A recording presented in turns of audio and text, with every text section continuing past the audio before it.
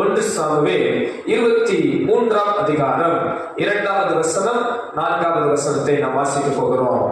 அன்பானவர்களே, இஸ்ரவேல் ஜனங்களுக்கு விரோதமாய் பெலிஸ்திய படை வந்தபோது அவர்களை இந்த தாவீது விடுவிக்க விரும்பினார். அப்போது இந்த தாவீது என்ன பண்ணுகிறார்? கர்த்தரிடத்தில் கேட்கிறான், கர்த்தரிடத்தில் விசாரிக்கிறான். ஆண்டவரே, என் ஆண்டவரே, நான் போய் இஸ்ரவேல் ஜனங்களை விடுவிக்கலாமா? பெலிஸ்தியரை நான் முறியடிப்பேனா என்று கர்த்தரிடத்தில் கேட்டான். ஆண்டவர் அவனை பார்த்து சொன்னார், நீ போ, பெலிஸ்தியரை நீ முறியடிப்பாய். கூட இருக்கிறவர்கள் எல்லாரும் சொன்னார்கள், ஐயோ, இது நாங்கள் யூதாவில் இருக்கும் போதே பயப்படுறோம், அங்க போனா என்ன பண்றது, மாட்டிக்கொள்வோமே என்று எல்லாரும் சொல்லுகிறார்கள்.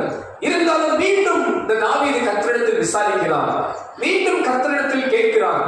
ஆண்டவர் சொல்லுகிறார், நீ எழும்பி கேகிலாவுக்கு போ, நீ பெலிஸ்தியரை முறியடிப்பாய். அன்பு தெய்வ பிள்ளைகளே, இந்த காலை நேரத்தில் இந்த தாவீதிடத்திலிருந்து நம்ம கற்றுக்கொள்ளக்கூடிய மற்றொரு காரியம், இந்த தாவீதின் இருதயம் கர்த்தரிடத்தில் விசாரிக்கிற ஒரு இதயம்.